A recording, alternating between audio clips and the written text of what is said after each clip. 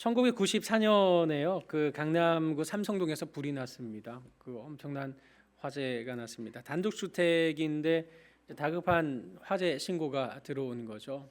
그 신고한 사람은 이 집에 사는 장남 큰아들이었습니다.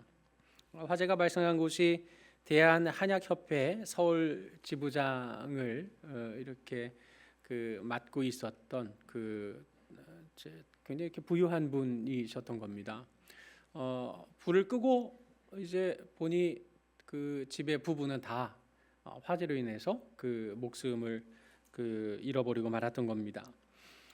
그런데 이 시신을 보니, 부검을 해 보니 이거 칼에 찔린 흔적이 있는 거죠. 그 한 시신당 무려 40에서 50차례나 칼에 찔린 겁니다. 이거는 명백히 원한에 의한 살해다. 원한에 의한 살해이고 또 그 심지어 이 죽인 시체를 불로 태워서 없애려고까지 했다고 한다면 이건 참 악질 중에 악질이겠다 해서 이제 경찰이 수사를 시작하게 되었던 겁니다. 깜짝 놀랄 일은 범인이 누구였겠습니까? 신고한 그 장남이었던 겁니다. 아마 그 이름을 기억하실런지 모르겠습니다. 그 당시에 대서특필됐었는데요. 그 박한상이라는 그 아들인데 그 미국 유학 보내줬더니 거기서 돈 많이 가지고 가서 도박으로 다 탕진해 버린 거죠. 그 부모님에게 뭐 그 수백억 대의 이런 그 재산이 있었는데 뭐 가만 생각해 보니까 부모님만 없으면 그 돈 내 돈 되겠는 거죠. 그러니까 그걸 그렇게 처리를 해 버린 겁니다. 그 참 얼마나 기가 막힌 일입니까? 아마도 적어도 그 아들에게 있어서 자기 인생을 주관하는 그런 최고의 왕, 또 최고의 가치, 그것은 바로 돈에 있었다는 사실을 부인할 수는 없을 겁니다. 우리가 자기 인생에 있어서 이거는 내 목숨과도 바꿀 수 없다 하는 아주 정말 중요한 가치가 있다고 한다면 그 가치는 바로 오늘 우리를 다스리는 왕으로 자리할 것은 틀림없는 사실일 겁니다. 오늘 우리 예수님 나신 성탄을 맞이하게 되었습니다. 오늘 나의 왕은 그러면 누구입니까? 오늘 내 인생의 최고의 가치가 되는 것은 무엇입니까? 오늘 나를 다스리고 있는 그 가치 있는 존재, 그 대상은 과연 어떤 것입니까? 오늘 본문 1절에 보면 그때에 그 가이사 아구스도가 영을 내려 천하에다 호적하라 하는 이런 배경하에 예수님이 탄생하게 됩니다. 여기 그때는 언젠가 가이사 아구스도가 통치하던 때를 말하는 겁니다. 굳이 뭐 예수님 나셨는데 그때 예수님이 나셨다 말할 필요는 없을 것 같습니다. 그런데도 불구하고 누가는 그때 아구스도라는 왕이 다스리는 그때 아기 예수가 나셨다는 사실을 말하고 있습니다. 여기 가이사 아구스도는 우리가 잘 알고 있는 그 시저 아우구스투스 로마 황제를 말하는 겁니다. 여기 시저라는 말이 그 뭡니까? 원래 그 라틴어로는 카이사르라고 말하고 또 이게 독일어권에서는 카이저라고 말을 하고 또 러시아로 가서는 이게 또 차르라고 이렇게 바뀌게 되면서 대개 이렇게 황제를 최고의 권력자를 의미하는 용어로 쓰이곤 합니다. 아무튼 뭐 시저 뭐 이것은 뭐 그 영어식 발음이기는 한데 바로 저 동상 한 번쯤은 보셨을 겁니다. 저 사람이 그 유명한 아우구스투스입니다. 근데 이 사람이 원래 아우구스투스가 아니고 본래 이름은 옥타비아누스였습니다. 그 로마의 공화정이 이렇게 실시되었을 때 이른바 삼두마차, 삼두 정치를 이끌었던 그런 그 대표적인 인물 중에 한 사람이었습니다. 이 사람이 그 안토니우스와의 이런 그 권력을 다툼을 벌이게 되었고 그 악티움 해전에서 승리를 거두게 되면서 이 옥타비아누스 홀로 로마 전체를 다스릴 수 있는 권력을 자기 손아귀에 쥐게 되었던 겁니다. 그래서 본래 옥타비아누스라는 이름을 가지고 있었는데 그 로마 원로원이 이제는 로마 제국으로 만들어서 1인 독재 체제를 갖추는 황제로 등극한 옥타비아누스에게 나름 이렇게 좀 잘 보여야 되지 않겠습니까? 그래서 옥타비아누스를 가리켜서 우리가 알고 있는 말 그 아우구스투스라고 하는 이름, 호칭을 붙이게 되었던 겁니다. 이 아우구스투스라는 말이 무엇인가? 존엄한 자라는 그런 의미를 가지고 있는 단어입니다. 그래서 바로 이 1인 통치, 이 로마의 황제로 등극하게 된 아우구스투스는 그저 이렇게 권력력만 있었던 것이 아니라 능력도 대단히 많이 있었던 것 같습니다. 그래서 이 로마 제국의 이른바 그 팍스 로마나 시대를 열게 되죠. 팍스라는 말은 이제 평화라는 말이고 로마나라는 말은 그 로마의라는 말입니다. 그러니까 로마의 평화를 이룬, 로마의 안정을 이룬, 로마의 전성기를 이끌기 시작했던 그런 아주 유명하고도 능력 있는 왕으로 추앙받는 존재가 되었던 겁니다. 바로 그 왕이 통치하던 그 시절에 아기 예수님이 나셨다는 겁니다. 그 가이사 아구스도 이 사람의 권력 권세가 얼마나 대단했는가, 천하에 다 호적하라 하고 명령을 내렸더니 온 땅이, 온 나라 사람들이 이 호적 명령을 따라 다 자기 고향에 내려가서 호적 등록을 하기 시작했던 겁니다. 한 사람의 명령에 모든 사람이 움직인다. 이거 참 대단한 일 아닙니까? 오늘 3절 말씀에 보니까 모든 사람이 호적하러 각각 고향으로 돌아갔다라고 말합니다. 여러분, 이 호적령이 즐거웠을까요? 이 백성들에게 이런 인구조사를 실시하는 것이 아주 재미있는 일이었겠습니까? 결코 그렇지 않았습니다. 인구조사는 도대체 왜 하려는 걸까요? 그 다스리는 그 피식민 통치를 당하는, 그러니까 식민 통치하는 그 지역에서 인구조사를 하는 이유는 크게 딱 두 가지밖에 없습니다. 일단 세금을 걷어야 되잖아요. 그럼 사람 머릿수가 필요한 겁니다. 그래서 인구조사를 했던 것이고, 그리고 군사로 징병을 해야 되는데 도대체 누구를 징병할 수 있나, 몇 명을 징병할 수 있나, 이거를 세야 되니까 인구조사를 실시했던 겁니다. 그러니 식민 통치를 당하는 백성들 입장에서 인구조사하라 그러면 이게 기쁜 일이 될 수가 없는 거죠. 굉장히 불안하고 두려운 일이 되는 겁니다. 이번 인구조사하고 난 다음에 이번에는 또 세금을 얼마나 거두려고 이 짓을 하는 건가, 이런 두려움과 불안감의 어두운 그늘이 온 땅에 뒤덮이게 되는 시간이 바로 이 호적을 조사하는 시간, 인구조사하는 시간이었던 겁니다. 이 아구스도의 명령이 얼마나 대단한 것인지 하기 싫지만 어쩔 수 없었습니다. 모든 사람이 다 동참했어야 했는데 그 가운데 요셉도 그 일에 동참해서 자기 고향 베들레헴으로 돌아가서 호적에 이렇게 그 등록을 하게 되는 이런 그 길을 나서게 되었던 겁니다. 그런데 정말 공교롭게도 오늘 6절에서 7절 말씀을 보니까 거기 있을 때, 거기가 어디입니까? 베들레헴에 있을 그때 마리아의 해산할 날이 차게 되었던 겁니다. 하필 거기 갔을 때 이 출산이 임박한 상황이 펼쳐지게 되고 말았던 겁니다. 그러니 자기 집도 아니고 베들레헴에 갔는데 그 베들레헴이라는 동네조차도 사실상 이렇게 주목받을 만한 동네는 아닙니다. 이거는 집 있는 거죠. 그래서 우리가 벳엘 그러면 이제 엘이 하나님이니까 하나님의 집, 이게 이제 벳엘입니다. 그럼 벳하고 을레헴은 뭡니까? 이 을레헴이라는 게 그 떡 말하는 겁니다. 그러니까 빵집이라는 동네예요.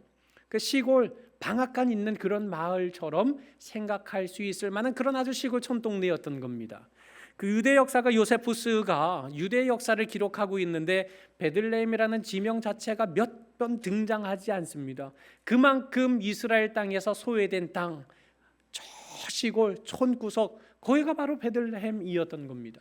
하필 왜 시골 그 촌구석에 이르렀을 때 마리아의 해산이 임박하게 되어서 그 베들레헴 시골 촌동네에서 이 아이를 낳아야 했는가? 그마저도 출산용품 준비도 못하고요, 강보, 이건 그냥 일상적인 천인 겁니다. 여기에 싸서 구유에 누웠는데 여관에 있을 곳조차 없어서 마국간에 낳는 이런 기가 막힌 일이 벌어지고 말았던 것인데, 이런 기가 막힌 일이 벌어진 이유가 도대체 누구 때문입니까? 로마의 황제 가이사 아구스도 때문이었던가? 이게 지금 누가가 질문하고 있는 의도입니다. 로마 황제 아구스도가 천하의 호적 명령을 내렸기 때문에 지금 요셉과 마리아가 하는 수 없이 그 황제의 명령을 따라 베들레헴에 갔다가 엉겹결에 하나님의 아들 아기 예수를 출산하게 된 것인가? 정말로 온 천하는 로마 황제 아구스토의 통치 아래에 어쩔 수 없이 끌려다닐 수밖에 없는 것인가? 지금 누가는 이 누가복음의 예수 탄생의 기록을 통해서 이런 질문을 우리에게 던지고 있는 겁니다. 우리가 이 세상 살아가다 보면 황제 논리가 이 세상을 지배하는 것 같습니다. 돈이 있는 사람들이 세상을 움직이는 것 같고, 권력을 쟁취한 사람들이 이 세상을 좌지우지하는 것처럼 우리는 생각합니다. 그러면 이 땅, 이 나라, 이 민족, 이 세상을 다스리는 것이 정말 돈인가? 이 세상을 다스리는 것이 정말 로마 황제의 논리를 따라 이 온 세상이 좌지우지 되는 것인가? 정말로 그러한가? 실상에 있어서는 결코 그럴 수 없습니다. 여러분, 예수님께서 태어날 장소로 이미 구약 시대에 몇백 년 전에 이미 예수님이 탄생하실 장소는 베들레헴으로 예언되어 있었습니다. 우리 비교서 5장 2절 말씀 한번 같이 읽어보시겠습니다. 자, 시작. 베들레헴 에브라다야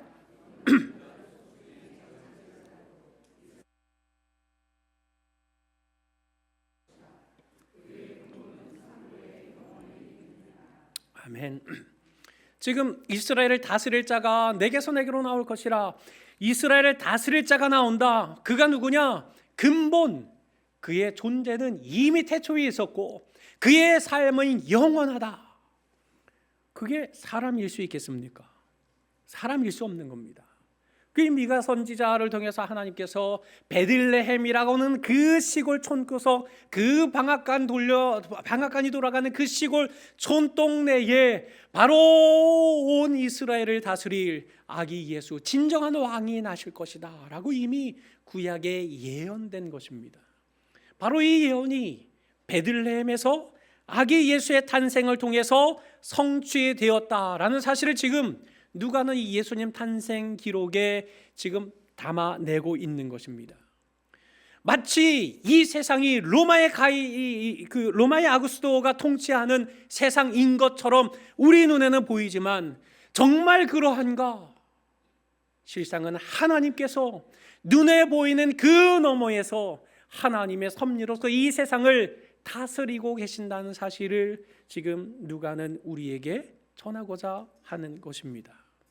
베들레헴에 탄생한 것, 그것은 바로 이 아구스토의 그런 통치 수단조차도 하나님이 활용하셔서 선용하셔서 구약에 약속된 그 베들레헴에서의 아기 예수의 탄생을 이루시는 그런 수단으로 도구로 사용하셨다라는 사실을 명백히 말씀하고 있는 겁니다. 우리 눈에는 세상이 돈과 권력자를 통해서 모든 것이 돌아가는 것 같지만 실상은 하나님이 다스리신다. 이것이 지금 이 성탄의 소식을 통해서 우리에게 전하고자 하는 교훈인 것입니다.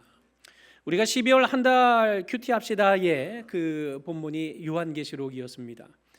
여러분, 이 큐티합시다 요한계시록 지금 이제 며칠 남지 않았는데 잘 따라오고 계시는 거죠.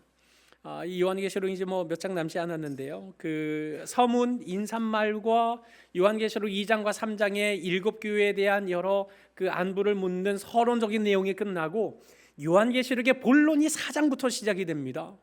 그 4장 첫 번째 구절에 어떤 말씀으로 시작이 됩니까? 하늘문이 열려 있었는데 그 열린 하늘문에서 음성이 났습니다. 어떤 음성이요? 이리로 올라오라 하는 음성이었습니다. 이후에 마땅히 일어날 일들을 내가 너에게 보이리라 하는 말씀으로 요한계시록의 본론이 시작됩니다. 지금 사도 요한이 있었던 장소가 어디입니까? 반모섬이었습니다. 그가 반모섬에 있는 이유가 무엇입니까? 휴양 떠난 겁니까? 아니요, 유배를 당한 겁니다. 반모섬에서 그냥 신선 노름하면서 유배를 당하는 장소가 아니라 반모섬은 채석장이 있는 돌섬입니다. 낮에는 강제 노역을 당하면서 돌을 캐는 일을 해야만 하는 바로 그곳에 사도 요한이 지금 끌려가 던져진 상황인 겁니다. 이 사도 요한이 젊을 때 끌려갔느냐? 아니요, 할아버지 다 돼서 끌려갔습니다. 그러면 인생을 돌아보면서 내가 살아왔던 것이 정말 맞는 길이었나? 내가 하나님의 말씀과 예수의 증거를 위해서 온 몸과 마음을 다 던지면서 살았던 이 삶이 정말 올바르게 살았던 삶인가? 여러 가지 많은 생각과 회의하는 마음조차도 들 수 있지 않겠습니까? 로마 황제보다 크신 하나님이 통치하신다고 나는 믿었는데 이 하나님의 이름을 붙잡고 믿는 자들이 다 죽어가고 있고 나 역시도 반모섬에 유배된 이 상황을 보니 정말로 끝인 것인가? 하나님이 아니라 로마의 황제의 권력이 이 세상을 다스리고 있는 것이 맞는 것은 아닌가? 이 사도 요한의 마음에도 이런 불안감이 엄습하지 않았겠습니까? 그런 사도 요한에게 주님께서 찾아오셔서 이리로 올라오라 하고 말씀하신 겁니다. 내가 너에게 보여줄 것이 있다. 너의 눈에는 이 세상이 로마 황제의 권력 아래 모든 것이 돌아가고 예수 믿는다는 것, 예수를 올바르게 섬기는 신실한 교회라고 하는 것, 이게 다 문을 닫게 되는 것처럼 그렇게 보이지, 그러나 실상은 그렇지 않다. 이 세상에 눈에 보이는 것 그 너머에 하나님의 선하신 통치가 있으니 이리로 올라오라, 내가 너에게 보여주겠다 라고 말씀하신 그 내용이 요한계시록의 내용이지 않습니까? 여러분, 바로 이것이 진리인 겁니다.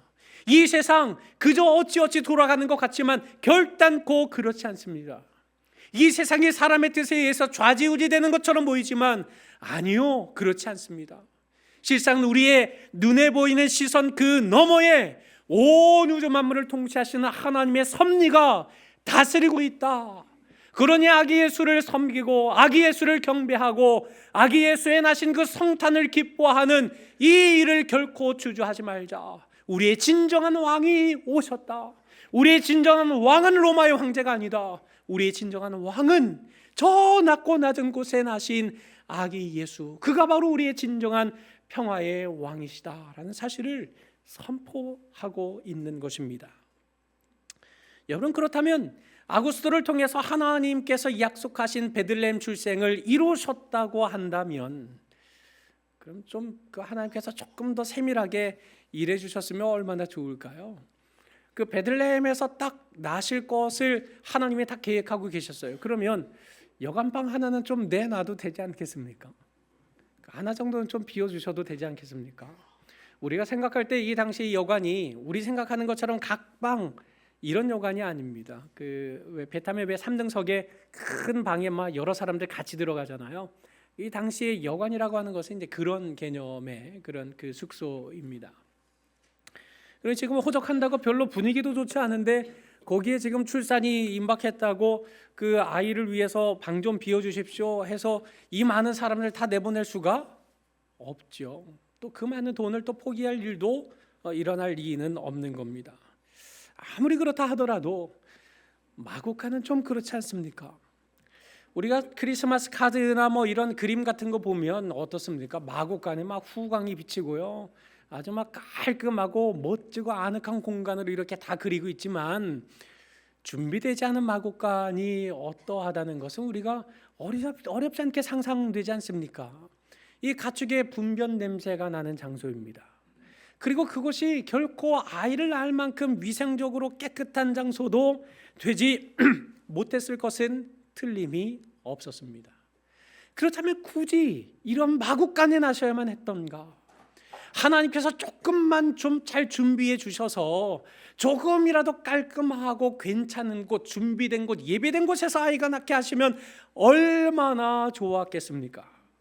지금 로마 황제 아구스토는 화려한 보좌에서 화려한 의복을 입고 거기에 기세등등하게 딱 그 보좌에 앉아 있는데 그 왕에 비하면 지금 아기 예수의 형편은 어떻습니까?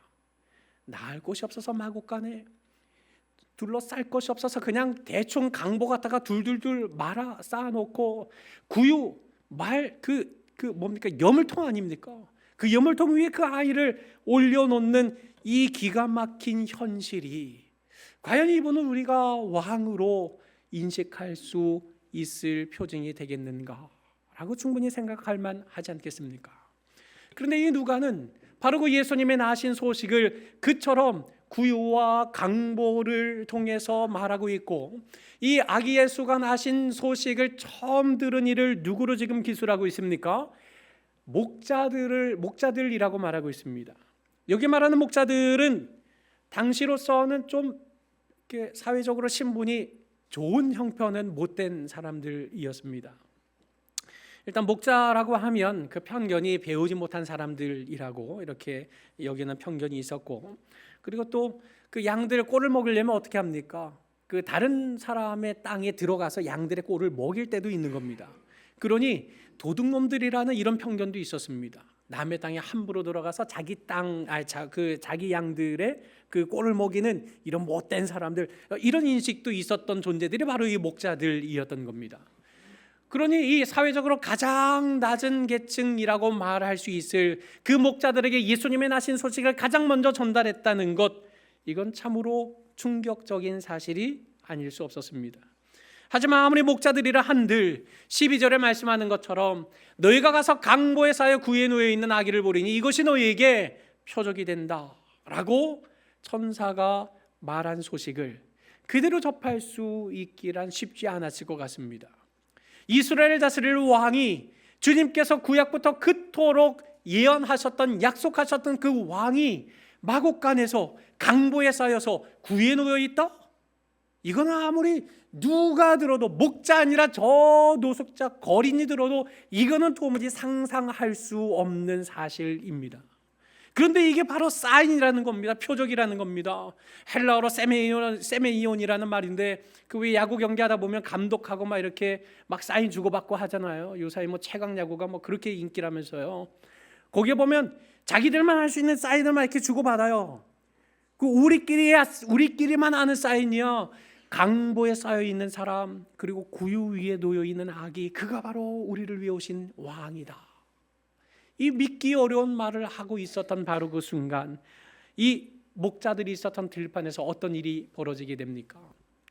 바로 13절과 14절 말씀에 호련히 수많은 천군과 천사들이 하나님을 찬송하는데, 지극히 높은 곳에서는 하나님께 영광이요, 땅에서는 하나님이 기뻐하시는 사람들 중에 평화로다 하고, 그 목자들이 있는 온 하늘을 천군 천사들이 뒤덮어서 이 찬송을 부르고 있으니 그 강보와 구에 놓인 아기가 우리의 왕이시다, 이것이 표적이다라는 말을 그 누가 믿지 않을 수 있었겠습니까? 여러분, 하나님께서 우리에게 이분이 바로 아기 왕이시다라고 말씀하시는 그 표적이 무엇입니까? 그 사인은 다른 것이 아닙니다. 구유와 강보입니다. 그토록 만왕의 왕으로 오시는 예수께서 이렇게 초라한 모습, 소박하다 못해 초라한 모습으로 오시는 그것이 구주의 오심의 표적이다라고 지금 진술을 하고 있는 겁니다. 그럼 도대체 왜 아기 예수의 표적이, 아기 예수의 표징이, 아기 예수 만왕의 왕으로 오신 그 아기 예수의 그런 그 사인이 구유와 강보로 우리에게 나타나야 하는 것이겠습니까? 그것은 바로 그분이 이 땅에 오신 이유, 의미와 관계되어 있습니다. 자, 우리 주일학교 친구들만 한번 크게 읽어볼까요? 자, 눈 크게 뜨고 입 크게 벌리고 지금 저 뒤에 계신 분들까지 다 들리게 큰 소리로, 자, 시작.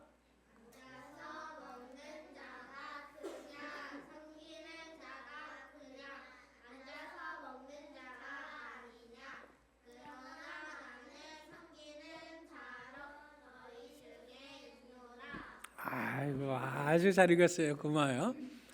예수님께서 누가복음에 똑같이 말씀하셨어요. 앉아서 먹는 자가 크냐, 섬기는 자가 크냐? 앉아서 먹는 자가 크다는 거 예수님이 아셨습니다. 어떻게 해야 내가 큰 자가 되는 것 예수님이 뻔히 알고 계셨습니다. 그런데 예수님은 무엇을 위해 이 땅에 오셨다고 말씀하십니까? 그러나 나는 섬기기 위해서 왔다. 그러나 나는 섬기기 위해서 왔다. 이 세상의 왕은 큰 자가 되어서 군림하는 왕이지만, 그러나 나는 섬기는 왕, 연약한 왕, 작은 왕, 너희를 위해 내 목숨까지 아끼지 않고 내어주는 그런 왕으로 왔다라는 이런 사실을 명백히 주님께서 밝히신 겁니다. 주님께서 강보에 쌓인 채 구유에 누운 아기 예수로 우리에게 오신 이유가 무엇입니까? 가장 낮은 자리에서 죄인을 섬기시기 위해 오신 진정한 왕이심을 나타낸 표적이 되기 때문에 그런 것입니다. 만약에 예수님께서 그 로마 황제 그 가이사 아구스도의 그 궁전에서 태어나셨다면, 들에서 양을 치는 목자들이 감히 그 아기 예수를 아련할 길이 있겠습니까? 아마 성문에서부터 그 소위 요즘 아이들 말로 입구 컷 당했을 것이 틀림이 없습니다. 못 들어갑니다. 거기로 어떻게 들어갑니까? 누구라고 함부로 그 자리에 들어갈 수 있겠습니까? 그러나 마곡간에, 그것도 구유 위에 아기 예수가 나셨다는 이 한 가지 이유가 들판에서 양을 치던 목자들조차도 그 아기 예수를 만나 뵙고 경배할 수 있는 길이 열렸다는 사실을 명백하게 말씀하고 있는 것 아닙니까? 그렇다면 오늘 이 성탄의 아침에 마곡간에서 구유에 강보에 쌓였다는 이 사실을 우리가 아기 예수의 나신 표정으로 우리가 바라본다고 한다면, 다시 말해서 희생과 섬김을 이루시고자 이 땅에 오신 구원의 주님이심을 우리가 믿는다고 한다면, 그 주님을 따르는 우리의 발걸음이 향해야 할 곳은 어디이겠습니까? 앉아서 먹는 자리가 아니라 섬기는 자리가 되어야 할 것이 틀림없지 않겠습니까? 주님께서 우리에게 그렇게 오신 까닭에 너희 안에 이 마음을 품어야 하는 것이 마땅한 겁니다. 이 마음이 무엇입니까? 곧 그리스도 예수의 마음이니 그는 근본 하나님의 본체셨지만 하나님과 동등됨을 취할 것으로 여기지 아니하시고 오히려 자기를 비우셨고 종의 형체를 가지셨고 사람과 같이 되셔서 사람의 모양으로 나타나서 자기를 낮추시고 죽기까지 복종하셨던 그 그리스도 예수의 마음을 본받는 자, 그가 바로 성탄의 예수님을 진정 경배하고 찬양하는 자임을 오늘 이 성탄의 기사를 통해서 우리에게 말씀하고 있는 것 아닙니까? 사랑하는 서부경의 성도 여러분, 오늘 베들레헴 시골 촌에서 태어난 것이 이 땅에 만왕의 왕으로 오신 예수님의 표징입니다. 또 강보에 구유 위에 나신 아기 예수가 진정 우리를 위한 참된 왕으로 오신 표적이 되었다라고 말씀하고 있습니다. 이것은 오직 예수님께서 이 땅에 오신 그 이유와 의미를 아는 자만이 누릴 수 있는 그런 찬양 찬송의 기쁨이요, 또 그런 구주 예수 그리스도를 경배할 수 있는 그런 유일한 길을 제공하는 표적이 되는 것입니다. 112에 전화가 왔습니다. 어느 여자 아이가 전화를 했는데요. 112에 전화하더니 뭐라 그랬게요? 아저씨 여기 짜장면 2그릇만요 하는 거예요. 112에 짜장면이요? 네, 짜장면 2그릇이요. 그랬더니 수상한 걸 딱 바로 감으로 알아차린 겁니다. 혹시 남자친구한테 맞았어요? 네, 2그릇이요. 그러면 짜장면 2그릇 갖다 드릴게요. 거기 어디예요? 하니까 어디라고 주소를 다 얘기를 해요. 그래요? 그러면 남자친구한테 짜장면 2그릇 빨리 보내드린다고 그렇게 얘기하고 전화 끊으세요. 그리고 똑똑똑 3번 두드릴 테니까 두드리면 바로 문 여세요. 이렇게 해서 갔더니 그 연애 폭행인 거죠. 그 여자아이를 이틀 동안 집안에 가둬놓은 거예요. 그리고 짜장면 먹고 싶다고 주문하는 척 112에 전화를 했고, 그래서 결국 이 여자아이는 구출받게 되었던 이런 참 기가 막힌 일이 우리나라에서 일어났었습니다. 여러분, 같은 장소 같은 현장에서 같은 짜장면 말을 듣고 있었습니다. 아마 그 남자친구도 들었고 그 수화기 너머에 있는 한 경찰도 똑같이 짜장면 얘기를 들었습니다. 그런데 한편은 진짜 짜장면 얘기로 들었지만 한편은 날 구원해 주십시오 라고 하는 그런 암으로 듣게 되었던 것입니다. 여러분, 이와 같은 역사는 오늘 이 땅, 이 시간에도 흐르고 있는 것입니다. 이 세상에 오로지 황제 논리만 통하는 세상인 것처럼 보이지만 그 실상 이면에는 오직 하나님과 참된 백성들만이 알아차릴 수 있는 그런 표적들이 이 땅에는 흘러가고 있다는 겁니다. 그 이면에는 놀라운 구원과 평화를 위해 이 땅에 오신 주님이 마곡간과 강보와 구유라고 하는 가장 낮은 자리에 임하신 그 성탄에 참된 의미를 전달하고자 그렇게 낮은 곳에서 태어나신 그 주님을 주님께서는 우리에게 말씀하고 있고, 하나님을 기뻐하는 자라고 한다면 그처럼 주님께서 낮은 자리에 오신 이유와 의미를 바로 깨달아 알게 되고, 그처럼 낮은 곳에서 나신 그 주님을 만왕의 왕으로 모시고 그분을 경배할 수 있는 자리에 이룰 수 있게 되는 것입니다. 그러므로 낮은 곳에 임하신 구세주의 탄생을 진실로 기뻐하는 가운데 이 성탄의 찬송과 기쁨에 참여하는 가운데 특별히 주님께서 구유와 또한 강보로 또 베들레헴으로 표적이 되는 가장 낮은 자리에 우리를 위해 찾아오셨다는 사실을 꼭 기억하심으로써 우리의 삶도 섬김을 받는 높은 자리가 아니라 섬기는 낮은 자리를 찾아 오직 예수께서 이 땅에 나심을 온 세상에 증거할 수 있는 우리 모든 성도님들이 되시기를 주님의 이름으로 간절히 축원합니다.